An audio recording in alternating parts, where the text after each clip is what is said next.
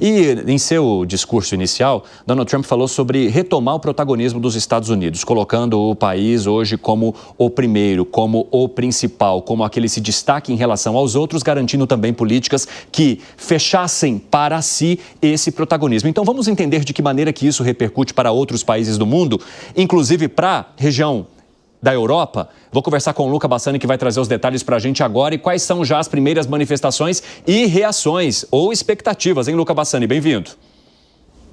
Pois é, Evandro, nós temos de fato muitas diferentes preocupações que surgem dentro do continente europeu neste momento, que são tanto do caráter político ou da realidade, aquilo que eles deverão lidar com os Estados Unidos nesse momento, e também aquela preocupação eleitoral. Vou explicar as duas de forma bastante rápida. Inicialmente, a preocupação dos europeus com a saída dos norte-americanos, mais uma vez, dos acordos de Paris, do Acordo de Paris, o principal acordo ambiental que foi assinado por múltiplas nações e que agora terá novamente a saída dos Estados Unidos, que já saiu inicialmente durante o primeiro governo Donald Trump, voltou com Joe Biden e agora sai mais uma vez. Sem os Estados Unidos, um dos principais poluidores do nosso planeta, a causa que é levada com tanto afinco pelos europeus, ela perde a sua força. E aí, países como a França, a Alemanha, o Reino Unido, que têm batido nessa tecla incessantemente durante os últimos anos, estão mais enfraquecidos.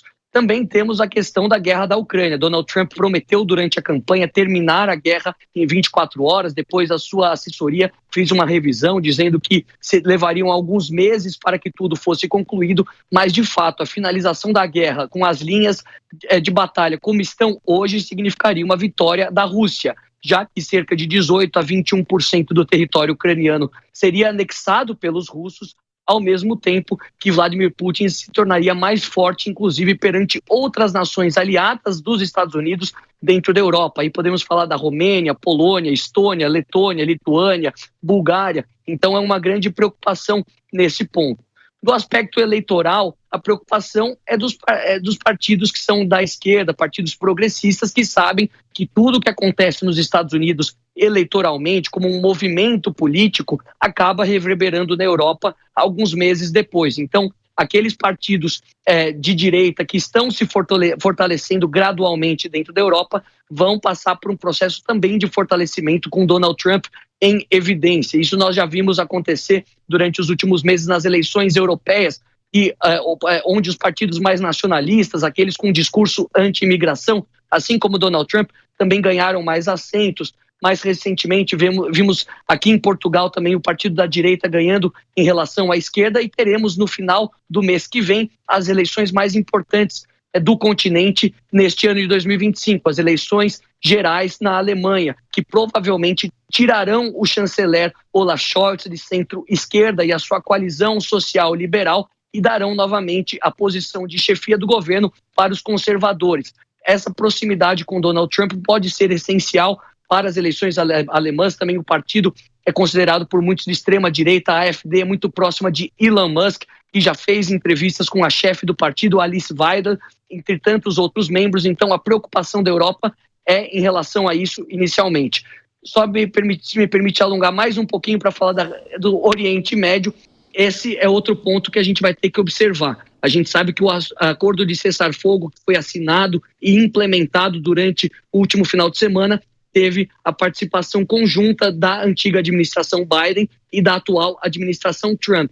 Mas no aspecto político, Donald Trump é muito mais próximo a Benjamin Netanyahu e pode ser um aliado fundamental para enfraquecer o Irã, se é que isso é possível, além do que já foi realizado até o momento. O Irã, que foi um dos principais financiadores desses diversos grupos terroristas, grupos fundamentalistas no Oriente Médio, os Houthis, o Hezbollah, o Hamas, é um inimigo de longa data dos Estados Unidos e também de Donald Trump, que durante a sua primeira passagem pela Casa Branca tirou o país do acordo nuclear com o Irã, além, é claro, de ter matado Qassem Soleimani, o importante líder da Guarda Revolucionária Iraniana que atuava no Irã e no Iraque e que teve um aspecto simbólico muito importante neste antagonismo entre o Irã e os Estados Unidos. Então, na política do Oriente Médio, a sua proximidade com Israel e a sua animosidade perante o Irã tendem a dominar as manchetes. E, obviamente, que foi aquilo que o Eliseu falou, que o Fabrício falou, muito daquilo que vemos nos Estados Unidos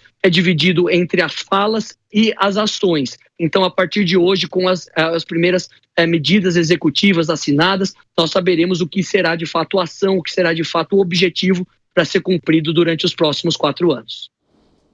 Ok, Luca Bassani, muito obrigado pelas informações. Você quer fazer alguma pergunta para o Luca, Fabrício? Eu estava acompanhando aqui agora há pouco, Evandro, tem algumas novidades. O Joe Biden falou na base aérea Andrews, antes de pegar o helicóptero para ir para Califórnia, antes de pegar o avião para ir para Califórnia, falando que tem muito trabalho a fazer, que os democratas têm muito trabalho pela frente. Foi perguntado sobre o discurso e aí ele comentou que tem muito trabalho a fazer, mas o Luca destacava muito bem o impacto que isso pode ter nas relações internacionais, principalmente lá na Europa, que a gente aguarda com muita ansiedade, porque houve, agora há pouco, o Luca deve ter acompanhado também, né, a manifestação do Volodymyr Zelensky e a expectativa de que comecem em breve as conversas por um eventual cessar-fogo lá no leste europeu, né, Luca? É a última grande guerra mundial, digamos, que está acontecendo ao redor do mundo nesse momento, agora que falta um cessar-fogo.